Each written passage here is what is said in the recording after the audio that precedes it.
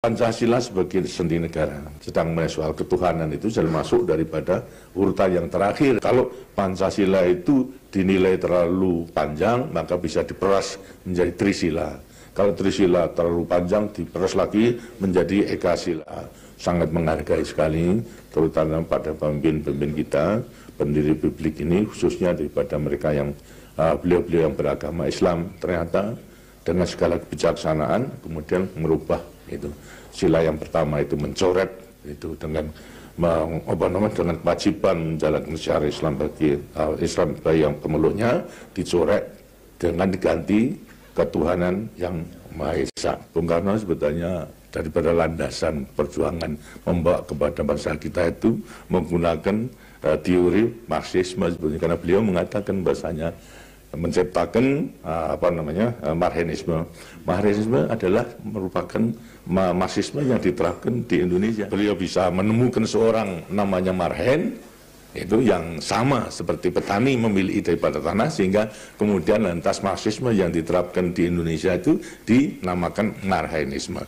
Tapi pada dasarnya ya Marxis, yaitu Marxisme. Saya melaporkan keadaan di Jawa Tengah, kemudian saya mengatakan bahasanya ini mengenai PKI di Jawa Tengah memperoleh kemenangan dalam rangka pemilihan Dewan Kesultanan itu. Saya tanyakan apakah ini tidak membahayakan Pancasila.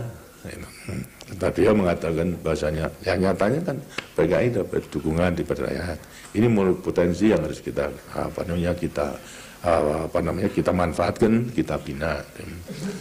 Lantas masalahnya sekarang tinggal PKI ini harus kita jadikan PKI Pancasila. Saya mengatakan apa mungkin Pak, inilah perjuangan ini bapakmu, gitu. Serahkan kepada saya, kamu tidak usah turut-turut.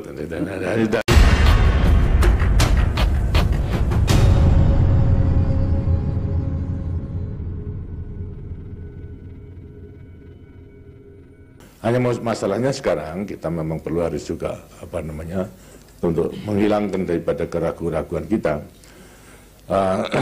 Pancasila sebagai sendi negara, kemudian juga sebagai ideologi daripada bangsa. Tentu juga kita gunakan sebagai pandangan hidup kita.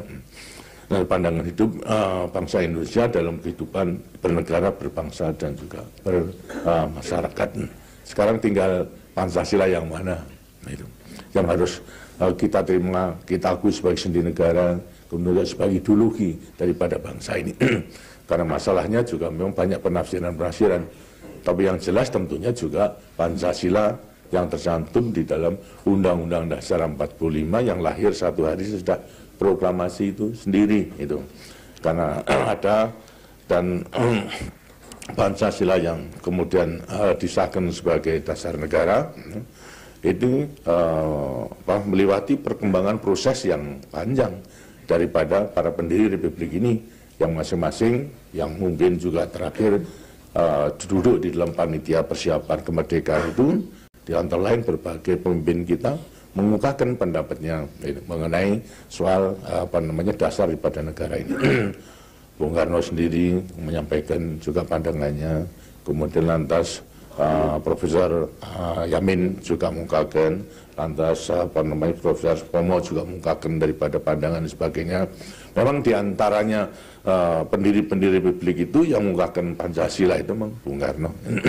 Tapi juga kita mengetahui bahwa apa yang ditawarkan oleh Bung Karno itu sebenarnya urut-urutan daripada sila-sila itu juga tidak seperti Pancasila yang tercantum di dalam Undang-Undang Dasar 45. Sedang soal ketuhanan itu sudah masuk daripada urutan yang terakhir itu. Sedangkan juga Bung Karno juga mengatakan bahasanya kalau Pancasila itu dinilai terlalu panjang, maka bisa diperas menjadi Trisila. Kalau Trisila terlalu panjang, diperas lagi menjadi Ekasila, berarti gotong royong. Dan demikian ini merupakan proses atau bahan-bahan dalam penyusunan daripada dasar negara yaitu Pancasila. Begitu hubungan soal Yamin dan sebagainya itu. Jadi setelah di sampingnya kemudian setelah memeras ternyata juga itu sebelumnya diterima Pancasila yang menjadi dasar daripada negara sesuai dengan Dasar 45 memang sebetulnya adalah satu konsensus daripada Jakarta Charter. Lah dengan dengan sila yang pertama, di mana ketuhanan dengan kewajiban menjalankan syiar Islam bagi yang beragama Islam. Itulah sebetulnya hasil daripada para pendiri Republik ini. Tapi kemudian ternyata memang tidak bisa diterima keseluruhnya, terutama oleh pemimpin-pemimpin kita dari wilayah Indonesia Timur itu. Ini kemudian lantas mereka kalau itu dipaksakan, terpaksa tidak akan bisa mengikuti, mendukung daripada proklamasi atau kemerdekaan itu.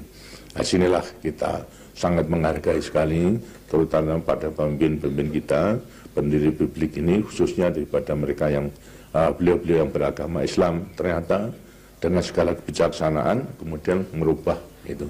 Sila yang pertama itu mencoret itu dengan dengan kewajiban menjalankan syiar Islam bagi Islam bagi yang pemeluknya, dicoret dengan diganti ketuhanan yang Maha Esa. Inilah bagi umat Islam memang sebetulnya sudah merupakan satu jaminan sendiri, karena daripada umat Islam itu hanya percaya pada satu Tuhan. Terus mengungkapkan tauhid daripada Islam adalah percaya kepada Tuhan, la ilaha illallah, terus percaya kepada Tuhan. Ini sudah merupakan satu dasar itu bagi umat Islam. Dan akhirnya kemudian lantas bisa diterima, yaitu sebagaimana urutan yang dicantumkan di dalam Mukadimah Undang-Undang Dasar 45 adalah ketuhanan yang Maha Esa, kemanusiaan yang adil dan beradab, persatuan Indonesia, kerakyatan yang dipimpin oleh hikmah kebijaksanaan dan perwakilan, kemudian keadilan sosial bagi seluruh masyarakat Indonesia. Itulah berarti yang kita akui sebagai sendi negara, sebagai ideologi, ialah Pancasila, itu yang tercantum di dalam Mukadimah daripada Undang-Undang Dasar 45. Sekalipun Pancasilanya itu tidak ada. Kita Pancasilanya menggunakan daripada apa yang diutarakan oleh Bung Karno. Tapi sebetulnya kalau mengenai membaca daripada sejarah, sebetulnya daripada kata-kata Pancasila juga sudah terkenal pada abad Majapahit, itu juga sudah terkenal. Tapi masalahnya memang kemudian dikungkapkan oleh Bung Karno, sehingga daripada para pendiri maupun juga rakyat Indonesia sangat menghargai itu terhadap ide daripada Bung Karno dalam menggunakan daripada Pancasila tersebut, sehingga atas dasar pengertian tersebut, sehingga orang yang tidak mengetahui sejarahnya seolah Pancasila yang merupakan ajaran daripada Bung Karno, sebagaimana apa yang diutarakan Bung Karno, padahal itu merupakan proses gitu. Yang diterima adalah Pancasila yang sudah tercantum dalam Undang-Undang Dasar 45 itu. Ini yang harus kita pegang teguh. Kenapa? Sampai sekarang memang sudah ada, masih ada yang kurang mengerti, kemudian ya Pancasila berarti apa yang diajarkan oleh Bung Karno, atau memang dikemukakan oleh Bung Karno, sampai sudah diajarkan oleh Bung Karno. Sedang kalau kita melihat daripada sejarahnya, gitu, ya, daripada ajaran Bung Karno itu tidak seluruhnya berpegang kepada Pancasila sebagaimana yang harus kita tafsirkan daripada Pancasila sebagai dasar negara. Bung Karno sendiri mengatakan bahwasanya kita beri kehormatan atau penghargaan sebagai sebagai pencipta daripada Pancasila. Tapi Bung Karno sendiri juga mengatakan pada kita bahasanya beliau tidak merasa itu pencipta Pancasila, tapi sekedar menggali mutiara-mutiara peninggalan nenek moyang kita. Terus beliau itu merangkum itu. Terus beliau walaupun enggak kentung merendahkan diri, merangkum daripada mutiara-mutiara peninggalan daripada nenek moyang kita. Hanya persoalan sekarang dalam rangka memberikan penjelasan terutama kepada dunia itu, tentunya ya, beliau sebagai orang yang terdidik itu melihat daripada situasi dan kondisi daripada seluruhnya turut pada dunia, tidak mengerti daripada mutiara-mutiara peninggalan nenek moyang kita, tidak mengerti, tapi dengan hasilnya menilai daripada kekurangan daripada ideologi yang ada, apakah itu mengenai Marxisme, komunisme maupun juga daripada liberalisme, daripada masing-masing ada kekurangan. Nah ini kemudian beliau bisa meyakinkan Pancasila itu kalau ditarik ke atas daripada semua ideologi, maka Pancasila itu memenuhi daripada kekurangan-kekurangan daripada semua, sehingga lebih sempurna daripada liberalisme maupun juga daripada Marxisme, komunisme itu. Ini yang Pak Dirjas kurang Lantas dengan demikian lantas akibatnya itu dengan ini lantas sekarang menjadi menjadi kurang jelas, apalagi juga dalam prakteknya.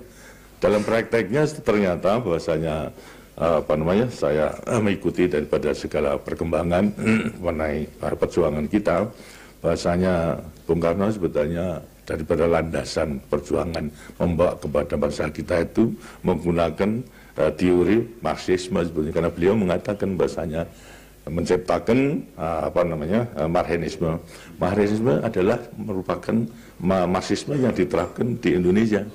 Berbeda menyatakan Marxisme, karena memang kenyataannya bahwasanya ada perbedaan daripada Marxisme yang dianut oleh negara-negara di Eropa, terutama di Rusia dan sebagainya, itu mendasarkan kepada kekuatan proletar itu, sehingga demikian lantas tersusun daripada diktator proletariat itu. Sedangkan daripada Indonesia, dari bangsa Indonesia tidak, daripada proletar itu, kaum proletar tidak turut serta memiliki daripada alat-alat produksi. Sehingga lantas mengelompokkan, menyusunkan diri kepada kaum proletar itu. Sedangkan di Indonesia lain, walaupun kecil tapi rakyat kita itu memiliki alat-alat produksi. Walaupun sawahnya kecil, memiliki tanahnya. Walaupun hanya tukang pandai, memiliki pandinya. Walaupun hanya tukang jahit, memiliki jahitnya, mesinnya. Sehingga perbedaan itu kemudian lantas sekarang lain. Dan Marxisme yang diterapkan di Indonesia adalah memang yang cocok, karena itu beliau bisa menemukan seorang namanya Marhen, itu yang sama seperti petani memiliki daripada tanah, sehingga kemudian lantas Marxisme yang diterapkan di Indonesia itu dinamakan Marxisme. Tapi pada dasarnya ya Marxis, yaitu Marxisme itu yang diterapkan di Indonesia pada dasarnya sama, itu hanya kemudian lantas pilihan lain. Kemudian dilihat daripada perkembangan selanjutnya mengenai perjuangan, di antara lain juga sudah jelas daripada Pancasila dan Undang-Undang Dasar 45, tapi dalam realisasinya daripada perjuangan itu, memang tidak sesuai dengan Undang-Undang Dasar 45. Kenapa? Ya disesuaikan dengan pandangan daripada negara-negara lain. Apalagi juga negara Republik Indonesia diproklamirkan itu pada saat Perang Dunia terakhir, sehingga untuk mencegah daripada penilaian-penilaian daripada negara-negara Barat itu, agar supaya Republik Indonesia diproklamirkan itu tidak dinilai sebagai peninggalan daripada pemerintah Jepang, karena itu lantas dalam realisasinya disesuaikan dengan apa yang dilaksanakan oleh negara Barat, sehingga akhirnya kemudian lantas ya bukan lantas pemerintahan presidentil, akan tapi dengan maklumat daripada wakil presiden pada tanggal 3 November, di mana partai-partai politik boleh disusun. Ya, akibatnya kemudian lantas sekarang tersusun daripada partai-partai yang kemudian lantas susun parlemen, sehingga pemerintahan dengan siap pemerintahan parlementer itu. Jadi itu dilihat daripada segi itu sudah bertentangan dengan Undang-Undang Dasar 45. Tapi ya memang kenyataan situasi dunia demikian untuk mengamankan daripada proklamasi itu sendiri. Jangan sampai kemudian justru pada waktu saat diproklamirkan kemudian sudah dihantam oleh negara-negara Barat karena memang dinilai peninggalan daripada pemerintah fasis Jepang dan sebagainya.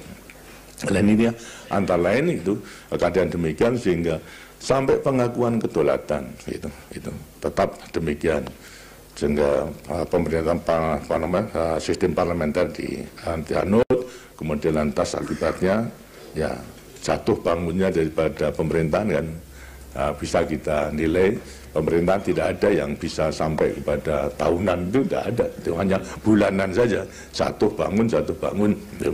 Begitu pula setelah pengakuan kedaulatan juga dengan RIS itu Republik Indonesia Serikat, tapi hanya umurnya sebentar, terus bersatu kembali menjadi negara kesatuan dengan undang-undang sementara daripada Republik Indonesia.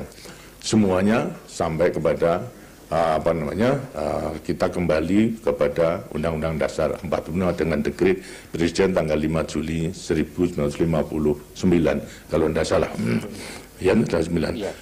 Dan demikian maka kita melihat memang sebetulnya tidak sesuainya dengan Undang-Undang Dasar 45 itu sudah lama gitu. Nah, kita melihat lagi setelah dekret itu, kenapa dekret ini? Ya, sebetulnya Undang-Undang Sementara Republik Indonesia yang tadinya RIS kemudian menjadi Undang-Undang Sementara harus diganti dengan undang-undang yang pokok, karena itu diadakan pemilihan umum, pemilihan Dewan Konstituante untuk merumuskan Undang-Undang Dasar. Tapi ternyata tidak berhasil, daripada kurang lebih 4 tahun itu tidak berhasil sama sekali. Itu. Nah, terus menerus keadaan demikian sehingga akhirnya Presiden dengan dukungan daripada Angkatan Bersenjata ya sudah kembali saja kepada Undang-Undang Dasar 45 dengan dekret tersebut. Sekalipun demikian, setelah kita lihat itu perkembangan bagaimana, apakah melaksanakan daripada Undang-Undang Dasar 45 itu sendiri, itu ternyata juga tidak, karena dengan konsep daripada Bung Karno itu untuk dengan lahirnya Nasakom, kemudian demokrasi terpimpin, ya ternyata memang jauh daripada Undang-Undang Dasar 45. Dan justru karena keadaan itu kemudian partai politik tertentu bisa menggunakan kesempatan tersebut itu untuk penyusun kekuatan, sehingga akhirnya lantas mengadakan pemberontakan pada 30 September didalangi oleh Partai Komunis Indonesia itu. Jadi kalau kita melihat dari itu, lebih-lebih bagi saya sendiri itu, saya sudah bisa mengikuti dan bisa membaca kemana daripada bapaknya ini akan memimpin kita. Tahun 58 saya sebagai Panglima Divisi Diponegoro itu. Pada waktu itu dalam keadaan perang karena pemberontakan PRRI, pemusnahan dan sebagainya. Kemudian lantas berlaku pemerintahan militer itu, dalam keadaan darurat.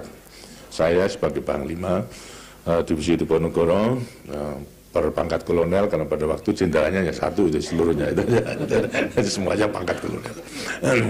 Lantas kesempatan Bung Karno meninjau ke Jawa Tengah pada waktu itu.